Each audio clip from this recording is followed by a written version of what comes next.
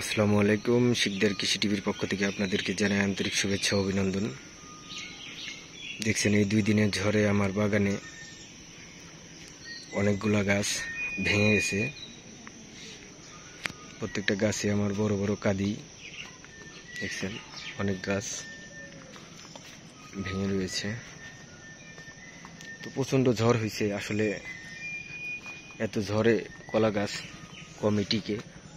তো আলহামদুলিল্লাহ, আল্লাহর অশেষ রহমত, আমার বাগানে 1700-1800 গাছ, তার ভিতরে হয়তোবা 50-60টা গাছ পড়ে গেছে। তো আজকের ভিডিওটা করার উদ্দেশ্য হলো, যে সকল ভাইরা কলা চাষ করেন তারা যখন আপনার গাছে কাঁদি আসে, হয়তোবা এইভাবে ঠেকনা দেন, দুদিকে 2টা বাঁশ বেঁধে। তো আসলে আমি মনে করি এইভাবে ঠেকনা দেওয়াটা উচিত না, কারণ বাতাস আসলে এই ঠেকনাটা আপনার গাছকে বাঁচায় রাখতে পারে না।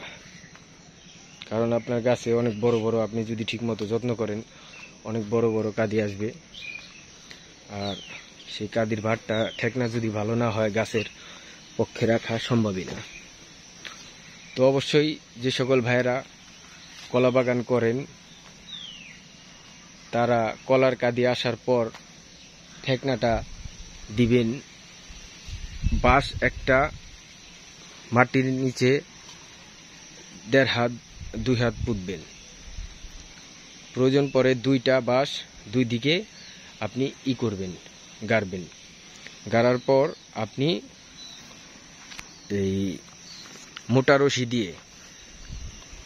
রশি দিয়ে সুন্দর করে বেঁধে দিবেন, যাতে যতই বাতাস আসুক আপনার গাছ পড়ে যাবে না।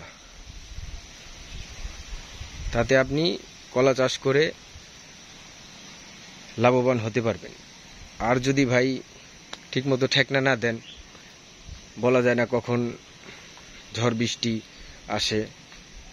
দেখছেন আমার কতগুলা ঘাড়া, বড় বড় ঘাড়া পড়ে গেছে।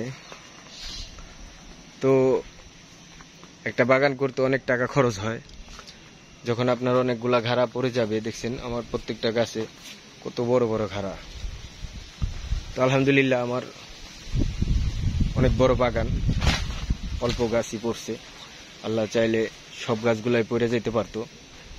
তো অবশ্যই আপনারা সতর্ক থাকবেন। কলা গাছের যত্ন যারা কলা বাগান করেন ঠিক মতো নিতে হবে। আপনি যদি একটু নড়চড় করেন যে না একটু পরে করি, না ভাই, কলা চাষ তাহলে আপনার জন্য না। কলা চাষ আপনার গাছের যত্ন আপনার ঠিক মতো করতে হবে। তো আপনি গাছ থেকে অনেক সুন্দর একটা ফল পাবেন, তখন আপনি ওই ফলটা বিক্রি করে অনেক টাকা লাভবান হতে পারবেন। দেখছেন আমার কাঁদিগুলো অনেক বড় বড়। আমার গ্রামের মানুষ, আশেপাশের মানুষ সকলে যারা আমার কলা দেখে বলে এত বড় কলা, সাগর কলা জীবনেও দেখিনি। তো আলহামদুলিল্লাহ, আমি যত্ন করি অনেক। দেখছেন কতগুলা কাঁদি পড়ে গেছে। তো সকলে ভালো থাকবেন, সুস্থ থাকবেন। আসসালামু আলাইকুম ওয়া রাহমাতুল্লাহি ওয়া বারাকাতুহু।